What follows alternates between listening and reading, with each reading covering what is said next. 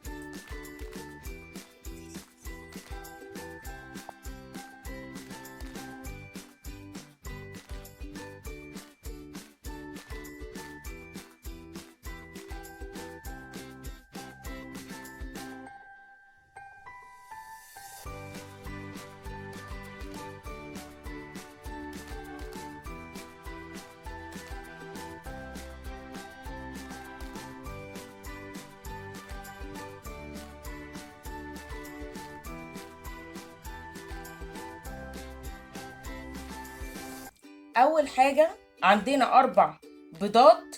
بسم الله الرحمن الرحيم.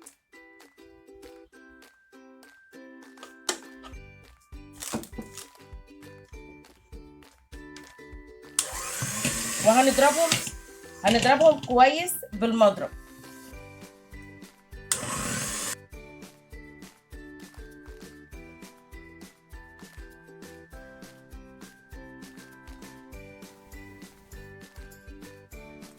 عندنا كوباية سكر. بسم الله الرحمن الرحيم. ونكمل خفق البيض مع السكر.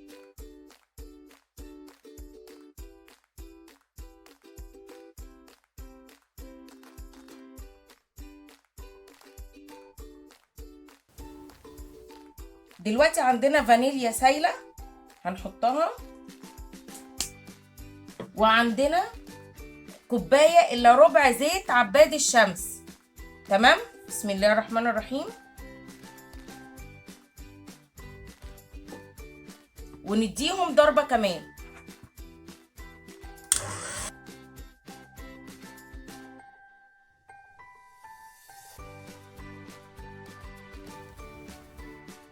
عندنا 200 جرام زبادي، اللي هما كوبايتين زبادي صغيرين. تمام. دلوقتي بقى هنحط الدقيق، 3 كوبايات دقيق، ونراعي ان الكوبايه واحده اللي حطينا بيها السكر هي اللي بنحط بيها الدقيق، هي اللي بنحط بيها الزيت. دقيق خاص بالكيك، ولازم يبقى خاص بالكيك. تمام. بسم الله الرحمن الرحيم. وننخله.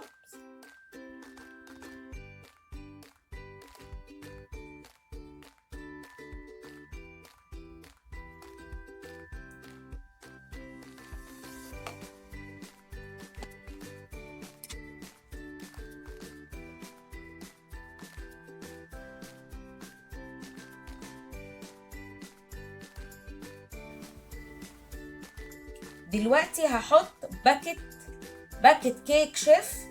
تمام. او اي بيكنج باودر خاص بالكيك، او في محسن كيك. تمام. هنحط الباكت كله كده ونقلبه.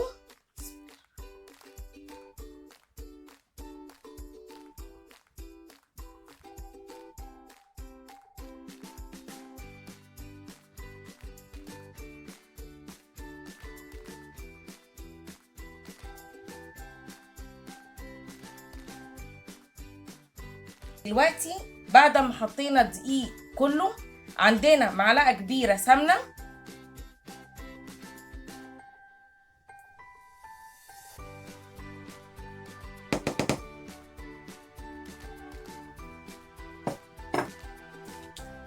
وعندنا باكت فانيليا بودر، وهنديهم ضربة كده بالمضرب سريعا.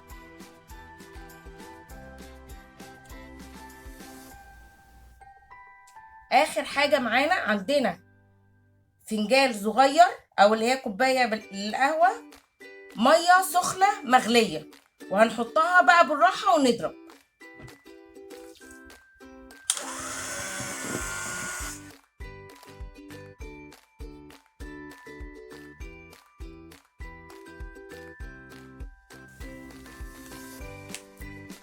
كده قوام الكيك بتاعنا بقى جاهز. عندنا صينيه دهنينها كويس بالسمنه او بالزبده. بسم الله الرحمن الرحيم.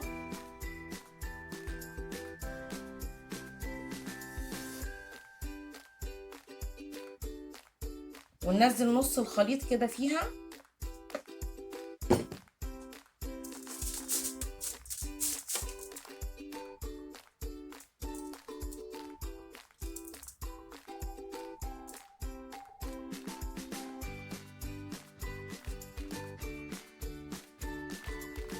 وعندي هنا مربى التين او طبعا اي نوع مربى انتوا تحبوه. بسم الله الرحمن الرحيم. ننزلها كده باشكال عشوائيه.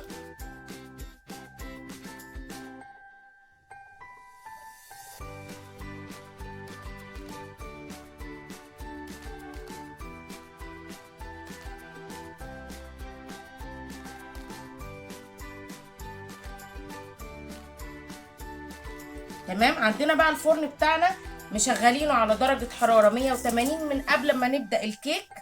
تمام.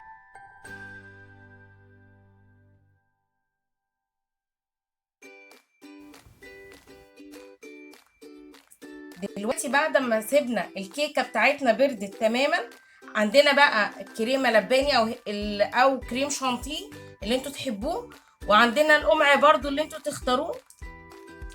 وهنبتدي بقى نمشي خطوط كده.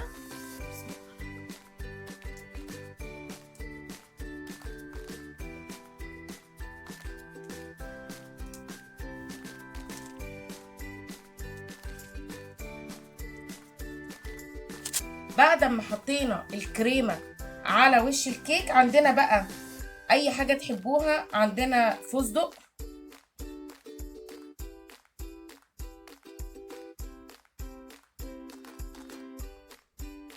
او اي نوع مكسرات انتوا عايزينه. مفيش اسهل من كده، مفيش اسهل من كده اهو. وتسقعوها في التلاجة وتاكلوها بألف هنا وشفا. ان شاء الله تجربوا الوصفة وان شاء الله تعجبكم.